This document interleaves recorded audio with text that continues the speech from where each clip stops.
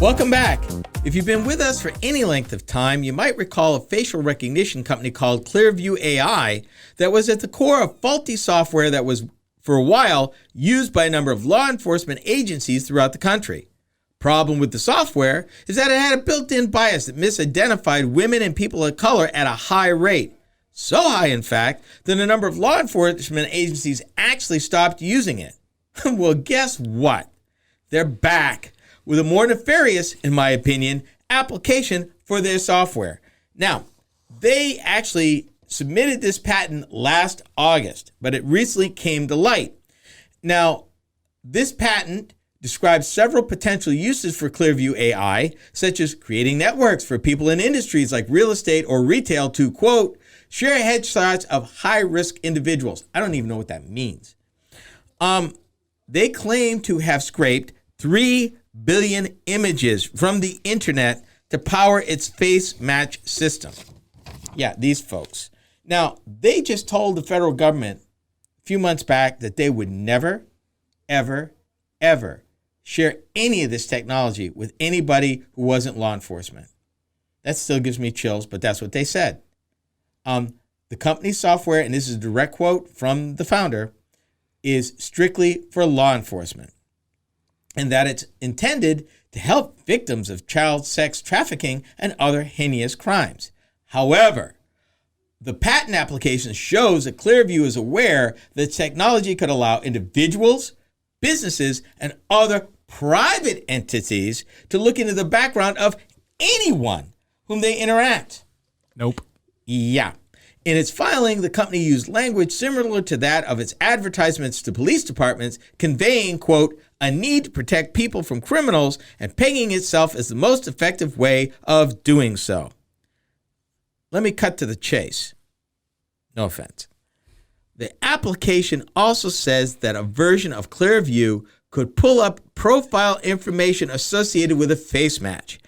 This information could include things like date, place of birth, nationality, educational history, phone numbers, email addresses, hobbies, and personal interests. Some people just want to watch the world burn. We need federal laws governing privacy and security in this modern age. And because your car or your truck or your SUV or your minivan generates data about you, where you've been, where you're going, how fast you're going, and God forbid, maybe even who's in it. And that's me speculating, but if you got some kind of camera, what's to stop them at this point? Oh, man, just we don't know. Your phones too, as we've discussed. And that is mobile why with your phones. And that is why over and over, I'm sorry if you think I'm a broken record, but this is serious, people. This is your lives that we're talking about. This is your personal privacy in real time we're talking about. We're talking about this because nobody else is. When I was looking at videos for our Virginia, when they passed their data privacy law, I watched a couple videos to help illustrate it in ours. And they talked about, because I think it's hard for people to visualize how they're doing this, but the way they showed it up was like, you basically have an online profile where you have a point system, and then it basically stores your general things about you, your interests, what you click on, how much time you spend on certain things. Seeing it visualized like that, I was like, okay, I feel like I get it a little better now too. So still scares me. Oh yeah, absolutely. Why can't I opt out? And what business do they have? No, absolutely scares all me. About me. Yeah. Don't get me wrong. Here's the problem. These folks don't care. Why? The application states that ClearView could also link to a match's other social media accounts, like their professional profile on a site such as LinkedIn, or, get this, an employer website. Facebook and LinkedIn have previously sent ClearView cease and desist letters for violating the respective rules around the scraping and use of images, but neither company, shock, is known to have taken any legal action against the New York City-based startup. Federal law. How are they not allowed to do this?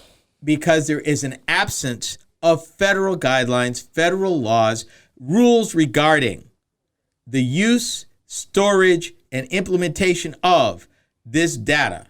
So the question now becomes, is your data your data? And if it is, can you prohibit others from utilizing, storing, manipulating, or otherwise selling or buying data about you.